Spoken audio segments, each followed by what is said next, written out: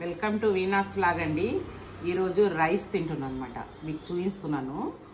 ఏమంటే నేను ఏం తింటున్నా అని మీకు కూడా చెప్పాలి కదా, అందుకని ఇది మనం ఫైబర్ గురించి కీరా కంపల్సరీ అండి. మనం డైట్లో ఉన్న వాళ్ళకి కీరా కంపల్సరీ తీసుకోవాలా, మా క్లాస్లో చెప్తున్నారు అనమాట. ఇది ప్రోటీన్ అనమాట. ఎగ్ కూడా తీసుకోవాలా.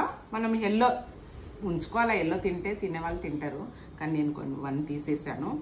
ఇవి వచ్చి మష్రూమ్ అండి, మష్రూమ్ వండుకున్నాను. మళ్ళీ వచ్చి బెండి ఫ్రై చేసుకున్నాను. అంటే ఆయిల్ చాలా కొద్దిగా లిటిల్ ఇంతంత ఆయిల్, సాల్ట్ కూడా కొంచెం తక్కువనే. రైస్ వచ్చి బ్రౌన్ రైస్ అండి. ఇది బ్రౌన్ రైస్.